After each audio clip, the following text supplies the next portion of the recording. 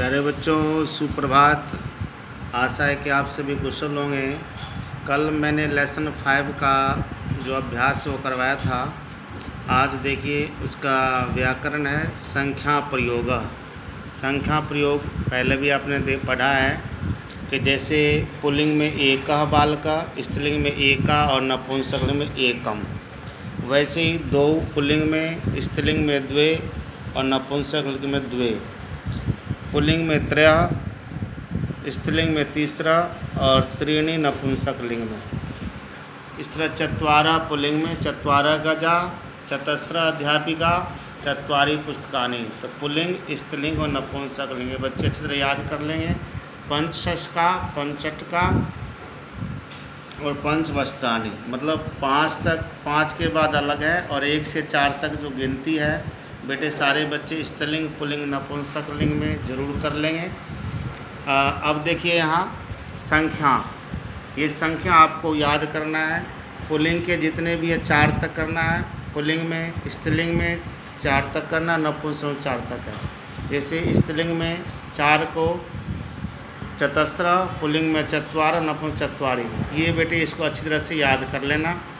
इसके देखो और भी जैसे पंच बालका, पंच बालिका, पंच पुस्तकानि, आगे 5 से लेकर लास्ट तक सब में बराबर ही रहेंगे, चाहे वो स्त्रीलिंग हो, चाहे पुल्लिंग हो, चाहे नपुंसकलिंग हो।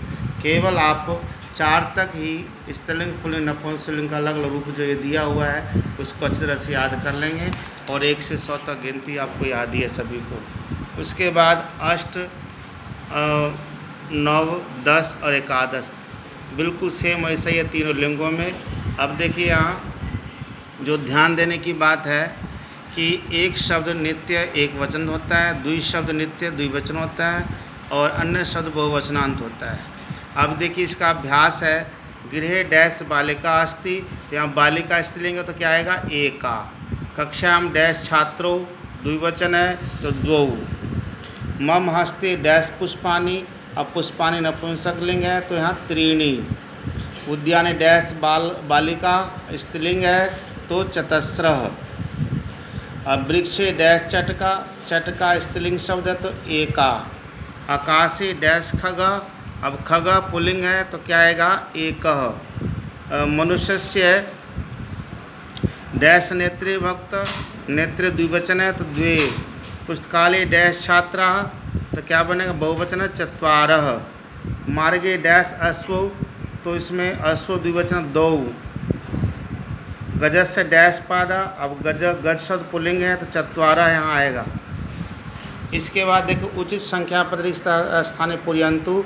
अब जो यहाँ बेटे को जो ब्रैकेट में दिया उनको अब संस्कृत लिखना। आकाशे डैश, अब यहाँ 27 है तो क्या लिखेंगे? सप्तविंशति, तो अपने यहाँ सप्तविंशति खगा उड्डयन्ति। सभागारे डैश, यहाँ 35 है तो पंचत्रिंशत् जना सन्ति, यहाँ पंचत्रिंशत् लिखेंगे। अहम संस्कृत विषय डैश 96 है तो क्या है? षण्णवति अंकान प्राप्तवान। कक्षायाम डैश 24 को चतुर्विंशति छात्रा सन्ति, तो लिखेंगे कक्षायाम चतुर्विंशति छात्रा सन्ति। पुस्तकालय संस्कृत विषय से डैश 15 है तो पुस्तकानि, तो पंचदश यहाँ आएगा। रामस्य विद्यालय डैश, तो क्या आएगा? द्वाचत्वारिंशत्, 42 का द्वाचत्वारिंशत्। तो बेटे यहाँ तक संख्या कर लेंगे। ऐसे आगे जो समास है आपके सिलेबस में नहीं है तो समास नहीं करेंगे।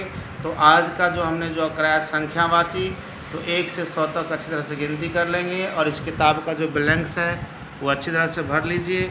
और जो मुख्य बात है वो आप सभी बच्चे इसको ज़रूर याद कर लेंगे जो आपका दिया हुआ है पुल्लिंग का, स्त्रीलिंग का, नपुंसकलिंग का 1 से 4 तक सभी बच्चे अच्छी तरह से याद कर लेंगे। और इसका प्रयोग भी यहाँ दिया हुआ है, सबका प्रयोग, तो आप इसको अच्छी तरह ध्यान से देख के इसको ध्यान से पढ़ेंगे। तो कल सारे बच्चे जितने भी हैं वो लेसन 5 का जो मैंने सरलार्थ करवा दिया कॉपी में और इसके बाद अभ्यास है वो सभी बच्चे अच्छी तरह से करके और हमारे व्हाट्सएप पे ज़रूर भेजें। फिर मैं आपको सभी को चेक करूँगा। थैंक यू, धन्यवाद।